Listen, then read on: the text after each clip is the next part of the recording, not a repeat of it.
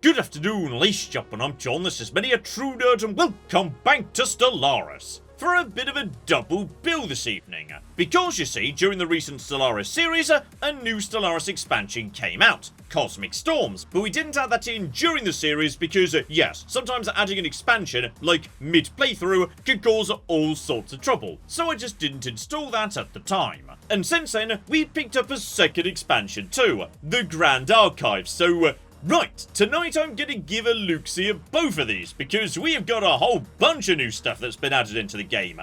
Galaxy-wide weather, space museums, and, more important than anything else, the ability to become a space rancher and grow and nurture your very own organic alien space fleets. So okay, let's jump in, because I've set up a brand new empire to help guide us through all the new bits and pieces. Say hello to the Cuddly Preservation Union, who are adorable and are all about space fauna. And what that means is, all those lovely alien creatures that float around the galaxy in Stellaris, these guys can interact with them in all sorts of interesting ways. Say for example, if it comes down to a scrap, they're really good at fighting them. But more importantly, we can start breeding our own. And once we've done that, ours are going to be better than everybody else's. Bonus armor, bonus speed, oh yeah, basically, yes, we're going to be growing an entirely organic alien fleet today. And to double down on that, I'm also taking the brand new Beastmaster Civic, which basically means from day one, I've got everything I need to start breeding, growing and nurturing my own organic living fleet. Though the downside is, yes, this does literally mean any not alien spaceship uses up an additional 200% of your naval capacity. So basically, don't do that. This Civic, if you go for it, means you are committing to entirely living fleets. And I flipping love it.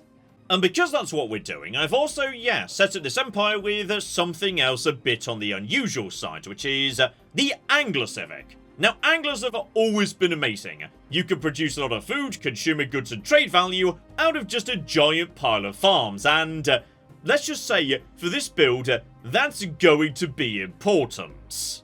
So important, in fact, I've done something I almost never do, and given my people the agrarian trait for another 50% bonus food, so, okay, let's just very literally dive in, because, this is gonna be interesting.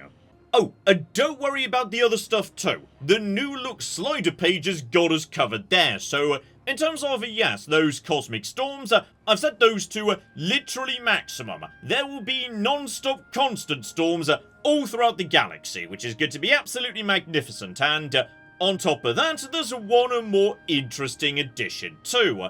A new mid-game crisis, potentially caused by the galaxy containing too many void worms. So naturally, I've set them to be spawning at the absolute maximum level too, so if we get lucky we might even get to see a new mid-game crisis today. So, say hello to our brand new home system of a Sanctuary, and because I've doubled down so hard into the field of space ranchering, there is a lot of really bloody weird stuff here already. Like for example, my starting fleet is not made up of ships, but instead of space amoeba. These guys just, working for me now. I don't have ships, I've just got weird floating space aliens. And because that's what my empire does, I don't actually have a spaceport. Instead, I've got a beast port. Basically, a breeding hatchery for the production of these guys.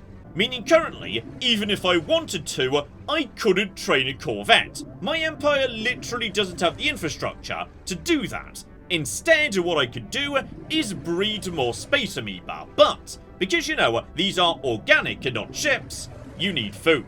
Lots of bloody food. Which means this entire empire is going to be a really bloody weird shape, because there's simply vastly less use for alloys in an empire where you don't need alloys to produce your fleet. Like generally in Stellaris, by the mid-game onwards, your entire empire has been converted into a gigantic forge to produce never-ending alloys, because that's what you need for literally everything. So, this is gonna be a really weird empire to play as. And conveniently, you're right, there's a decent-sized continental world right next door. Not an ocean world, but still a wet world. So, yeah, our anglers can still do the business there. You start moseying in that direction, you start setting up some lovely research stations, and on we flippy go. Though, when I say on we flippy go, you may have also noticed, yes, I took the sociology research bonus trait for this species because... yeah, that's where the Grand Archive itself lives, and just in general, given, you know, we're going to be producing creatures and need to be producing a food in a bloody hurry, yeah, there's going to be a lot in sociology that we need to be researching. And perfect timing as we just take our first steps out into the galaxy, we also get our first traditions available, and we've got a couple of new ones, and I'm going to be embracing both of them straight away, because one of the newcomers is domestication. And yeah, your starting effect is 20% bonus to farming and angling output, and on top of that, you can clone new spaceships for cheaper than you could before. Okay, so starting point, this is not so bad. We've got ourselves, yeah, a few good mining systems nearby, and yes, one very nice thing, we've got, yes, a steam-age civilization right next door. Snap up an observation post, that's just for society research for free, right there. Beautiful. And at this point, yes, we've saved up some food, but honestly not quite enough yet. But that's what I kinda like and find interesting about this playstyle, which is, if we just say mosey over to the market and whatnot. Yeah, say I want to buy alloys. Well, they're rather pricey, actually. Food, however, is cheap. Really cheap, and as the game goes on, it gets cheaper, because the galactic market is always flooded with food. You just maintain friendly relations with the Empire next door, and you can trade tiny amounts of, say, alloys or rare resources for huge amounts of food. The AI has constantly got more food than it knows what to do with, so as a result, we can be swimming in food remarkably easily. And if you're swimming in food, you could be swimming in fleets. So in just 60 seconds, we're gonna have a brand new space amoeba for the Navy. And we're only just getting started because we've just had an encounter in Sanctuary. And oh my goodness, it's just a handful of Yankee space whales, nothing to worry about, nice and chill. In fact, the reason they came here is because, yes, I'm pretty sure... Here we go. My empire starts with a void lure, a building that literally draws in creatures. So yes, we've got a couple of Yankee whale bulls, a few cows, some calves, etc, etc. An entire family, in fact. So, okay, that's lovely, but you guys need to come and join my empire, because, yes, step one is we've got to capture them. And thankfully, yes, domestication helps with that very nicely. Containment protocol, so yes, we've got a greater chance of capturing these guys. As for how that works, yes, that's something that my science ship can do. Fascinatingly, from an adjacent system, just in case you know, the creature is a little bit on the angry side. So, yeah, just click here, and we can launch a gravity snare. Normally you'd have to research this, but my empire just gets to start with it, and, okay. It's about a 50-50 chance of succeeding because Primal Calling gets a bonus, and on top of that, we just took the relevant tradition. So, yeah, we got a 50-50 shot of making this happen, and the cooldown on this is very low. If it fails, we can just pay to try again. So you just mosey over here and fire a gravity snare at the space whales, please. There we go, my science ship arrives and fires what is basically, yes, a big gravity net that now makes its own way back to Sanctuary. So we'll just follow that as it arrives momentarily through the space lane, etc, etc. And that is going to go up to the whale and attempt to capture it. As I say, about a 50-50 chance of succeeding, so in you go, my friend. And as you try and capture something... Okay, we just failed. We're still very new at this. Don't worry, we'll try again. Literally, if you just pay, you can keep trying to do this over and over. Though eventually, you know, they will get a bit frightened and flee into another system. Right, I have now captured a Yankee space whale, which delightfully, I now get to put inside my space aquarium. Here we go, same tab as yes, ultimately we might end up having relics. These days, we've got a vivarium. and you can literally see your Tiyanki, like, swimming around in it while the clock's going, which I find delightful. So, right. We have now got ourselves a space whale cow, meaning if we just, like, have a look at her, we can see what she can do, etc, etc. But we can't actually, bring her into the fleet. Like, these ones don't have that killer instinct I need. Instead, we've got a couple of choices here, which is, yes, we can use you to breed a new Tiyanki, or alternatively, we can cull you to get a big old pile of food we can then use to create more ships. So, okay. For now, we'll keep her here, because yes, ideally, hang on, presumably, yes, you guys are possibly leaving at this point, but if we can, I'd like to try and capture a bull, so we've got a breeding pair. Meanwhile, we're also making progress towards, yes, the Grand Archive, which will ultimately be a giant megastructure that's functionally a space museum that we display the wonders that we find in the galaxy, and I've just found my first wonder. And it's a giant fossilized feces the size of an asteroid. That's what we're going to put in our space museum. Brilliant, we're off to a good start here. And now we've started capturing a few specimens. Right, one more really cool thing that this origin could do, which is you can choose to specialize in, like, a variety of sub-origin directions, if you will. Basically deciding what our relationship with all this space fauna is actually gonna look like. So, we could say, hey, we're going to start exhibiting these guys. It's gonna feed into the whole Grand Archive business. And if you do that, then yeah, you're gonna be generating trade value out of your vivarium. Alternatively, yes, livestock means you can get giant piles of food, work a resource output up, together with a little bit of research too. Meanwhile, new prey to hunt, trophy hunters, naturally, yes, your own organic ships are going to be hitting really bloody hard. Seriously, 15% bonus fire rate as a pretty cheap edict. That is not bad, though I personally prefer organisms that must be protected, because you'd think that would be, incompatible with having a giant fleet of animals doing your fighting for you. But no, absolutely bloody not. The Edict Creature Welfare just means, yes, your spaceships have got, like, more health. Like, we gave them a really hearty meal and put a helmet on them, and then sent them to the front lines to fight our wars. Okay, and while that's been happening, at the same time, I've just been tossing nets at these guys over and over, and at this point... Okay, we've now got a vivarium full of pretty much the entire bloody Tiyanki herd. These guys are now going to start growing, breeding, all sorts of bits and pieces. However, there is a sad side to being a space rancher. And that is, right now, I can't actually generate any flipping space whales of my own.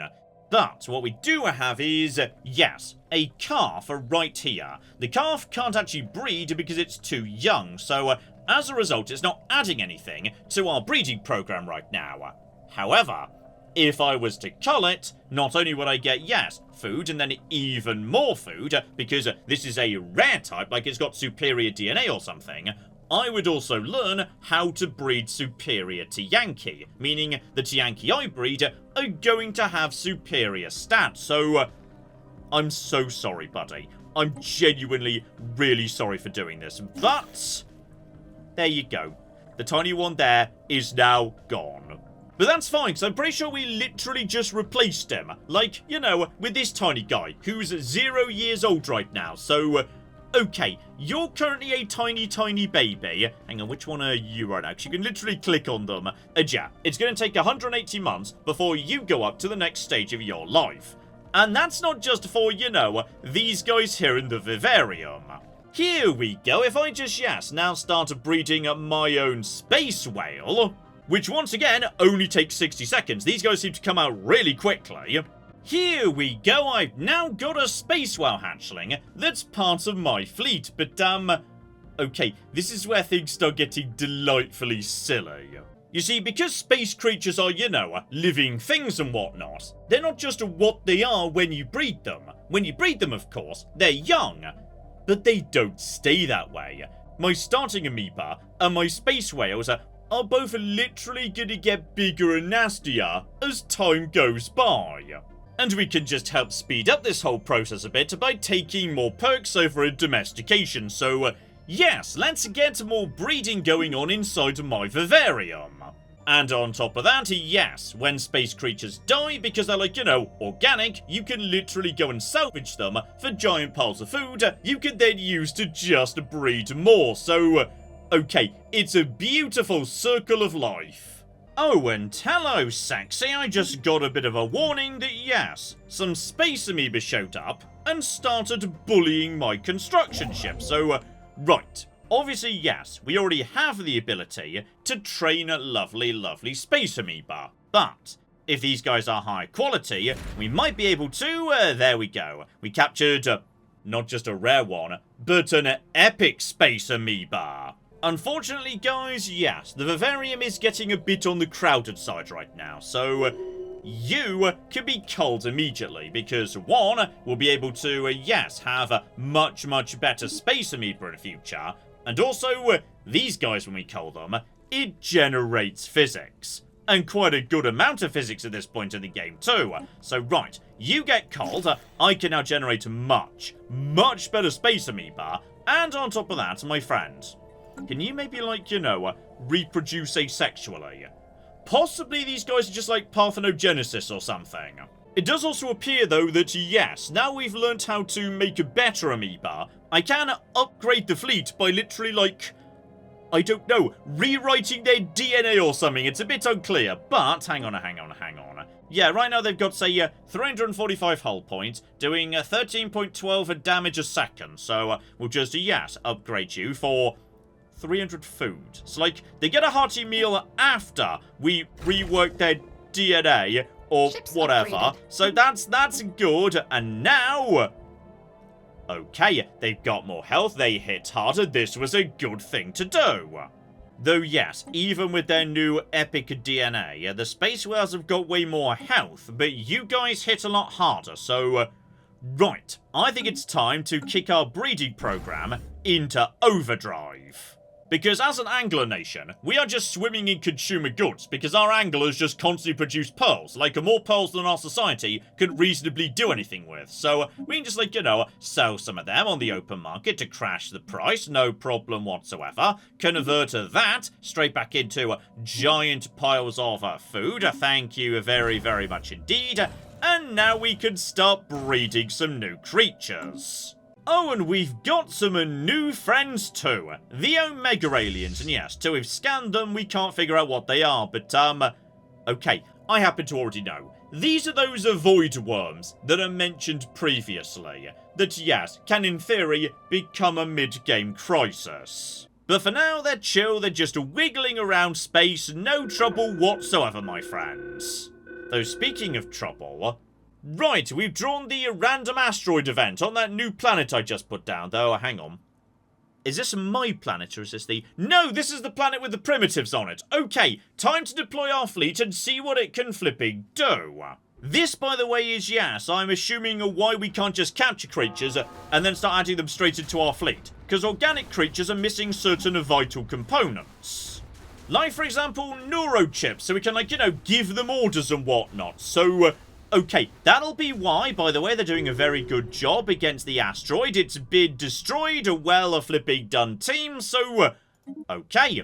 My fleet has done very well in its first engagement. Good job, lads. I like they've all got names, by the way. Moo-woo, Boo-moo, Sudu, Doomoo, and then Sama and Darsa. Which strike me as not quite matching the others, but it's pretty close, I guess. Okay, and speaking of my new friends over at domestication, right. We can either make them 50% faster and also do 15% more damage, or alternatively, yeah, 15% faster cloning speed, together with some faster growth speed for us. So, you know what? Sure. I'll be taking, then again, hang on. Is that pop growth for us? Or is it for, them advancing through their life stages? I genuinely don't know. So, right, we'll just give them, 50% bonus to everything. These guys are just getting stronger and stronger, damn it. Still, with planet number 2 down, we can immediately start work on, yes, getting more agricultural districts down, and more anglers, more pearl divers, and more everything. As for, yes, the growth speed question, right, we'll find out right now because we've already got enough lovely unity to finish off the tray. And for doing that, we also gain, right, giant bonus to experience gain for all of our space fauna. Not the best finisher effect in many ways, but yeah, obviously, if you're a Beastmaster, this one's just a given. Oh, and our fleet is about to start getting a much better, by the way, because I just unlocked controlled mutations. Basically, 3 extra slots down at the bottom here, but these are hilarious because you may notice, yes, the auxiliary slot that gives you, say, hull regeneration, that's up top here. Meaning the options down here are way more interesting. So for example, you know, it's not just, hey, would you like some armor or would you like some shielding? Though that is an option. If you want to instead, you can just say, hey, I'd like to put a red eye laser beam of death on my creatures, because why wouldn't you want to do that thing? Alternatively, yes, if you're concerned that they can't deal with shield, a shard accelerator would be not a terrible thing at all. Basically, the miasma launcher is just torpedoes, so you can do that too. Barb batteries. Okay, so that's just point defense. These are slightly silly, but I do kind of like them actually, yes. So, yeah, if you want to, you can even turn your tiniest, smallest creatures into carriers. And what's the smallest ship you could turn into a carrier in the base game, like, you know, for a ship you're constructing? Could destroyers be carriers, or is it one step above that? I honestly can't remember, but, like, these guys could basically become carrier corvettes, which I find delightful as a concept. Though they can also have a 1 shield accelerator, just so they've got something that could deal with shielding. Right, so drop a bit of food on upgrading all of these guys, and all of a sudden, my fleet strength had just jumped a lot, and seriously, I swear I don't normally have 1,500 this easily around the year 2215. Like, this empire gets powerful ships in a hurry. Oh, and we're only just getting started, because now it's time to get the Grand Archive in play. Also, seriously, this bloody Void Lure keeps summoning in more and more whales, which, I mean, actually is really good news when I think about it. Because, blimey, I was about to say, yes, we're breeding the vivarium full at the minute, but we've also just stumbled across an epic space whale. Right, you're getting cold for your DNA, sorry my friends. But literally all we need to do is just toss nets at them, catch them. Did we just flipping fail? No, never mind, we got 2 of them, including, oh. Did you just say exceptional? Is that better or worse than epic? You know what? I feel like that's better, so you're immediately getting cold. I probably shouldn't do that. I should breed you so we get more exceptional offspring. But then again, given, like, you know, once you've been cold, we can just start. Yes, we can upgrade them. Exceptional was definitely better, so there we go. The fleet just gets stronger and stronger. And as we just capture more and more of them and toss them into the vivarium, that is just a more and more flipping to Yankee. There's also abandoned gateways. I don't care. We're working on the breeding program right now. So just cull them. That is food. Food that then immediately becomes exceptional quality whale hatchlings. Sorry, do we not have enough food? Oh dear, looks like I could just buy more. So actually, we do have enough food. And perfect timing. The Grand Archive had just became available. The only criteria being, yeah, it's got to be over a world of a certain size. So, right, that's going to take a certain amount of time. Apparently there was a war on the primitive world. I didn't get involved. I'm sure that's absolutely fine. And apparently, there's a flipping storm coming in. There we go. The storm is, yes, right here just outside the southern border of the Empire. So yeah, what this basically does is radically change the properties of what's going on in that system. So for example, yeah, because it's like a blocking sensors, it would allow me to enter into territory even if normally borders would be closed. As for planets inside these systems, they get a huge boost to farming, mining, and energy generation, but more advanced jobs are going to have a big debuff, so yeah, I guess what you're supposed to do is if you see a storm coming in, yeah, like, modify your planets to suit what they're going to be good at for the coming years. So, for me, I kinda hope the storm keeps going and hits my planets, because a massive increase in angular output would be amazing for me. Oh, and meanwhile, right, here's another thing that's, yes, been added into the galaxy as a result of all of this space fauna floating around. One day you're just scanning an asteroid and dear oh dear, where the flip is your science vessel gone? So okay, we can either destroy our aforementioned asteroid or alternatively capture it, so as we've got the snare technology, let you know, capture it and see what's going on. So here we go, just to give that asteroid a bit of a scan, and it turns out, yes, it's basically a giant space hermit crab, with the delightful name, the Cthulhuids. So, right, we can either study them or destroy them, and I say, let's start studying. And there we go, we tracked down another Cthulhuid off to the left here, and straight away, we've captured a bunch of them. And while it would be nice to breed you guys, we're kind of lacking in, you know, capacity right now. So, you guys are being cold, that gets me minerals, and on top of that, we picked up an epic one straight away.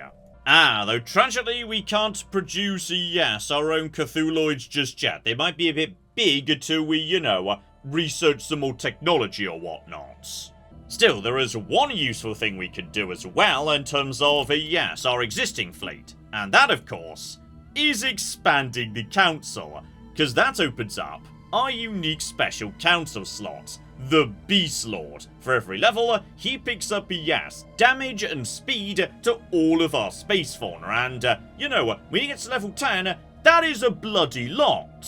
So okay, we've already got a level 5 scientist ready to go who could just be put in there, so, immediately, 2,500, and my beasts are getting stronger and stronger. But more importantly, right, the Grand Flipping Archive. And this thing, by the way, I absolutely love. This is an absolute star, because it's not just a brand new thing that's been added to the pile of things that exist in Stellaris. This really builds on what was already here. Because we already had the relic system, where occasionally you find a really valuable thing, and those can be really bloody game-changing. Well, your collection of goodies is basically that, but a lot bigger and more widespread. There are literally hundreds of things you could pick up over the course of the game, and they've been retroactively added back into previous DLC as well. Say over here, on Nishpan, you may notice, yes, this system's looking really rather good. Why is it doing that? Well, once upon a time, we found an alien mural there, in like an anomaly, and that anomaly's been in the game since basically the start of Stellaris. I'm pretty sure it was in there in version 1.0, and previously this was all it did, it just made one planet a bit more sciencey. But not anymore. Now, the alien mural, when you translate it, you literally take the original with you, and can choose to display it in your museum. So, yeah, if we just choose to display this then, it's going to cost some energy, but it's also going to generate some physics, and early in the game, that's not a bad amount at all. Others, meanwhile, just show up as a result of, yes, exploring space, so that Cthulhuid that we ran into right at the start, the one that ate my science ship, because we captured it, yes, we picked up some digestive acid, so that's worth a bonus of 5% damage to all of my space fauna. Now that's pretty bloody good, actually. And yes, hilariously, the gigantic turd, that's actually worth a bonus food. Which for me is actually pretty bloody good. We might have that one on, yes. Though, we also picked up, yes, just at random from a passing event or whatnot out in space, electric life. Boosting energy credits from all generator jobs by 5%. So the question is really, yeah, how many of these do you want to pay to be on at any one time? Because I would love to have my fleet be stronger and have bonus physics and whatnot, but they do cost a fair bit of energy. Though yes, the giant turdies are pretty cheap, all things considered, so we'll have that on at 2. We'll pass on then again. The energy will probably pay for itself if I had to guess. That's just a tiny bit of sociology. That we could probably do without, and yeah, that ship weapon damage. I don't have ships. We just, like, you know, wrap space pandas in Kevlar and send them off to do whatever they want. And that's only the start, because naturally, yes, the archive has got its own bloody tradition tree, which admittedly I should have turned on before activating those artifacts, because, yes, the unlocking effect does just make them cheaper to activate. The tree's a bit all over the place, by the way. It doesn't really do any one thing, it just means your archive is productive in various ways, so here we go. For example, diplomatic weight for every specimen you're currently exhibiting. Great, I suppose, though, yes, there's a lot of very interesting things that show up deeper into the tree. Oh, and here we go. Speaking of, yes, bigger space fauna, we just unlocked the ability to start breeding bigger things. For example, we can now start training our own Cthulhuids, so, right, these guys are like, you know, artillery type things. And on top of that, they can literally eat smaller ships, so, right, a corvette or equivalent, they can just eat it. Well, that's just bloody delightful. Okay, absolutely, we'll be having one of those, but on top of that, okay. Now, we don't need to be just sending babies out to do our fighting. If we want to, we can, like, pre-grow the space whales into the calf form. So right, now we're sending children, not babies, to do our murder. And yeah, we're gonna need a fair whack of more food to do that, but that's fine, as I've said all along, food is cheap, so let's get a space whale calf out too. Okay, back to the archive tradition, because, right, what you could do is, yes, if you get better and better specimens, rare or better, you start increasing the total production of that category by 5%. So yes, that index of knowledge was previously generating, what was it? Yeah, 10% base. But now, we're boosting that by 5% because it's rare, and this is epic, so that's another 5% on top of that, though, what do you do? Because we just got you as a result of taking that tradition. Like, the tree literally tosses more things at you. Amenities. I mean, is that worth it, just for the fact I'm boosting the output of everything? Oh, go on, why not? Because, yeah, that's an extra science right there for free. I say for free. For quite a lot of energy, actually. Oh, remember those void worms I mentioned, by the way, who can, in theory, cause trouble? Well, apparently, yes, in 180 days, they're about to start screaming. Which I'm not sure what it means, but it sounds bad in many ways, doesn't it? Though, okay, in good news, meanwhile, a new storm swept in. So yeah, this storm is going to cause devastation to any planet it hits, but for any system inside the storm, mining station and research station output is up 200%. So, right, if it just stays away from my planets, this is actually really good news. Yeah, the research stations here are producing a lot of science all of a sudden. Oh, and here's adorable. We've got a renowned paragon showing up who is absolutely perfect for us. Like, this chap is very specifically a gifted tracker. He is amazing at capturing creatures. Oh, as for the screeching of void worms, however, apparently there's a lot of them, and they were hiding somewhere nearby to Sanctuary. Okay, we might want to do something about that.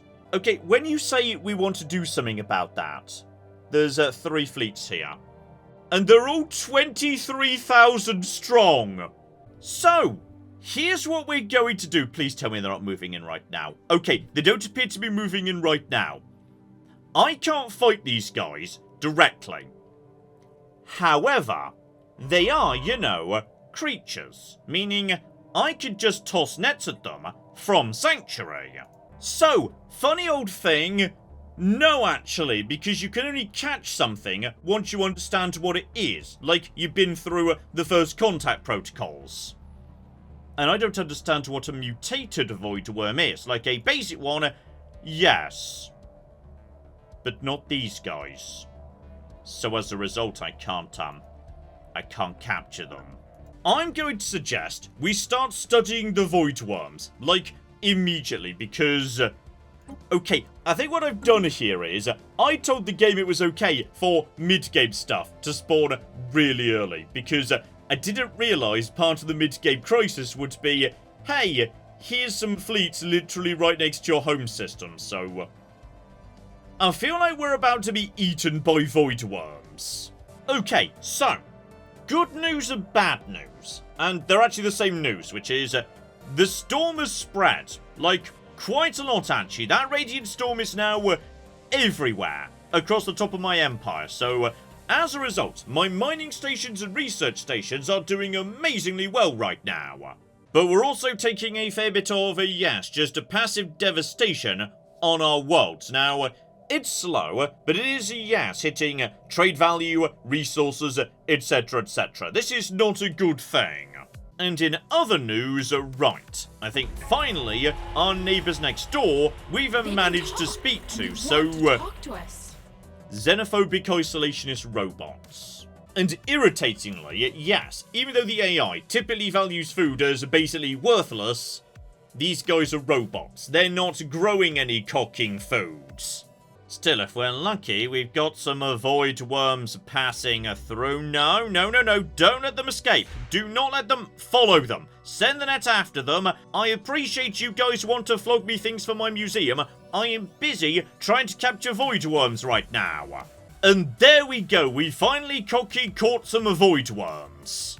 So okay, I can, start breeding my own void worms at this point, but in their tiny little baby form. Right, they're very soft and squishy and pink, and also kind of weird because, okay, they've got shield penetration, but also bonus damage to shields, which is a weird combination, but whatever. And these guys take, a blend of minerals and food to create, so, oh, go on then, why not? We'll have one while we're passing by. Meanwhile, back to traditions, and right, by continuing down the exhibiting branch here, one, I get myself a free galactic history specimen, which is nice, but two, I can also focus on a particular type of exhibition. Just picked up a tiny ancient sarcophagus for some reason. And I will say, the Aesthetic Wonders track is doing a lot more for me than anything else is. Oh yeah, every single one of these we turn on, things just get better and better. So yeah, that's going up like 0.5% in terms of damage my fleet is doing every time I turn on another thing in Aesthetic Wonders. So, right, speaking of which, hang on. Aesthetic Wonder specimen output, plus a 50 cocking %. So okay, knackers the other two, but I'm gonna say that is very, very worth it because 8% you say? We're getting close to 20,000 on my fleet already, this is not bad! I'm going to be completely honest. I've just spent the last decade or two not noticing that Frenzied Void Worms was an ongoing event I could have been influencing this entire bloody time. So okay, we could poke them, which will get me society research, but will also, obviously cause them to attack. Or we could feed them. Right, we should have been doing that all along, gotcha! And oh my goodness, my tiny space amoeba that we started with back in the day have evolved into gigantic space amoeba mothers. That's adorable. All my space whales are now exceptional bulls and cows too, so okay. All of a sudden, yes, my fleet is getting much, much tougher. It's literally growing up. Oh, also, fun fact, it turns out that thing wasn't the Void Worm Plague. Apparently that was just, an unrelated small thing nearby to me. Now the Void Worm Plague has begun. Okay, I will admit though, the economy is a lot weaker than I was expecting it to be, and I think that's in part because, these ships are growing, they keep getting bigger, and while they do eat some food and some minerals, and by the way, we're also losing food because I now can't actually keep up with, the diet of my own fleet, which is a weird thing, but whatever. Yeah, it also does have some energy upkeep. Oh, but here's interesting. I could sell artifacts, like, ones I'm not using for anything. Right, flogging our own history, that'll keep us going for a while. Okay, so it turns out, feeding the void worms didn't work. And, apparently they're coming. Okay, lovely space creatures, stay at the back for the time being. When they come in, we shoot them, but make sure you've got, the actual station backing you up, because I've built some platforms to assist with our otherwise useless alloys. Okay, it turns out they're all coming in. It's not one at a time, they're not going to play fair about this, so, okay, bare minimum, it's 2 up front, and then the other one behind. So we are outnumbered about 3 to 1, give or take. So I feel like we're about to lose Sanctuary. Okay, first wave comes in, though... Aggressors spotted. Hang on. Hang on. That's only 9,500. Were you guys just getting massive bonuses from your stupid platforms or something? Because all of a sudden, you don't appear to be, you know, that tough to me. So, right, just let them get in range of the defensive platforms so they could just keep firing in over and over again forever. And now, as soon as we engage... That wasn't engaging, everything's fine, it's just some void worms. Possibly, we can deal with this. Okay, the spaceport's under attack. Guys, begin moving in. So we are sending in the whales. We are sending in the amoeba. We are sending in various other bits and pieces, including, like, Cthulhu and whatnot. So, oh yeah, we are sending in a huge amount of everything. So, okay. Looks to me like, well, we're taking some serious damage, I will admit. But, bare minimum, this is just a mess. Because, yes, these ships aren't sophisticated. They don't have combat roles. They're just running in and doing whatever the hell they feel like. But, bare minimum, okay. I feel like my space platforms are assisting in this. This is going well. There's just a few squids flailing at each other. That's good. That's all great, all things considered. I'm raiding some smugglers nearby. Good. So, okay. Some of them are pretty much gone at this point. Some of them are still moving in, though. So, I feel like we're going to lose just about everything. We might need to, like, you know, just train some more creatures. Like, you know, the odd extra Cthulhu monstrosity. Just train, like, one more Cthulhu to assist with this nonsense. But it feels like we're gonna maybe roughly tie... Give or take. Like, I've got one gigantic amoeba who is doing the job really nicely here. There's also... Okay, there's some res aliens nearby. I really don't care about that. I'm just trying to survive and... Okay, my fleet decided to, jump out, so... I mean, bare minimum, what we have done is mostly taken them out. And because all my animals are dead, the economy's now working. Okay, so, the surviving void worms are now going to, yes, begin the bombardment of Sanctuary, which honestly had been bombarded enough, like it did not need more bombarding. However, some of my damaged fleets will be returning in just 18 days, and plenty of them did warp out, so they might be able to finish off the void worms, depending on how strong they are when they reappear. So, okay. You guys are coming back in a week. Hello there, lovely to meet you. I honestly don't care, weird mushroom people. Okay, so, all of my epic mothers are available once again, together with my exceptional cows and whatnot. So, you guys can't heal up right now. There's not an appropriate bit of infrastructure nearby for you to do aforementioned thing. But I feel like the best thing we can do with you is just toss you straight at these guys, because... I think a new Cthulhu just spawned in, and they're trying to deal with that, though... Oh, hang on, no, hang on! I'm pretty sure that was some neutral Tiyanki space whales that came to my void lure and temporarily distracted them. So, okay, that's just keeping you busy, while my lovely Cthulhuid just does what he can. The space whales are being driven off their butts. Battle commenced. Okay, guys, now we can do some stuff to you. Though admittedly my guys are badly wounded. But if we're lucky, they can finish off some of these guys before they get driven off once again. So, there we go. Some of them are dead. And... we flipping did it. We survived somehow. Okay, the fleets are now fully healed, at least as much as they can do. So, time to put an end to this nonsense once and for all. I'm sending them in to clear out, yes, the stupid bases, because it would appear that, yes, while they're inside a friendly territory, these guys are much more vicious. Okay, we are moving in, shooting these guys down. I do not care about volcanic inactivity, though... Okay, we're doing sort of okay. But yes, basically I've now just got a whole bunch of squids floating around, desperately bombing this platform. Hopefully once we get through the armor, the actual hull will go down. Yeah, the hull's going down pretty fast. So, right, bare minimum, we can take out one. That is one destroyed nest. Then we have got you. Basically, screw you, you stupid loser. So, just to send out literally all the strike craft in the world, because that's basically what I've done. I've just said, hey, literally every ship I've got is now a carrier. Meaning, we've just got infinite carriers swarming around forever. And in short, screw you, you stupid void worm bastards.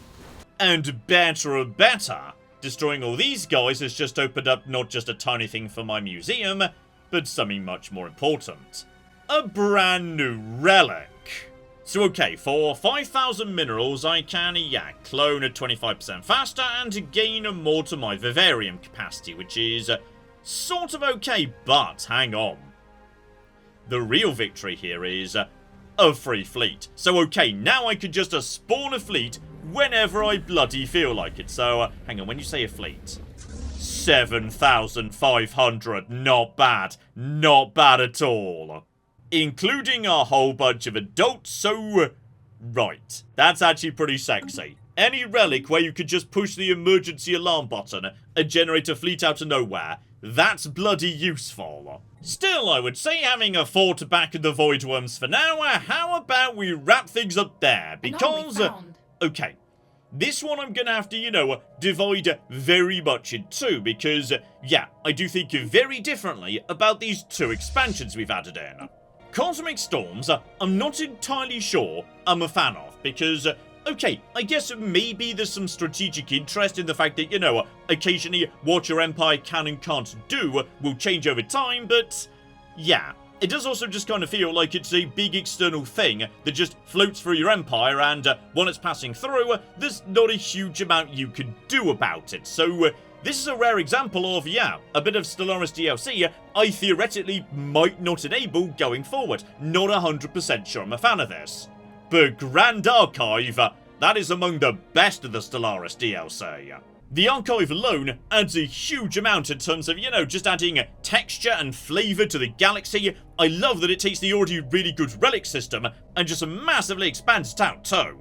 And organic fleets are genuinely hilarious. Together with the fact, if you really double down in that direction, go Beastmasters, etc, etc, the game feels really, really different, which is super cool because, some Civics and some Origins, they're just a slight variant on the game. You're still basically playing a standard game of Stellaris, but this one, it genuinely feels different because you're prioritizing a whole different set of resources. But okay, as I say, let's ramp things up there. 2 DLC, one I can take or leave, one really, really bloody solid. And obviously, as I have more into the game, we will be back to Stellaris in future to have a bit of a look see at whatever's coming next. So hopefully, you are looking forward to that. But in the meantime, I've been John, this has been Many a True Nerd, and this has been Stellaris. Thank you very much, and goodbye. This is the face of death. Okay, this is what my sudden death looks like. Do not engage before we arrive. Do not engage. What are you doing? I specifically said don't. Oh no. No, John. Oh, he likes that. The Romans touched me.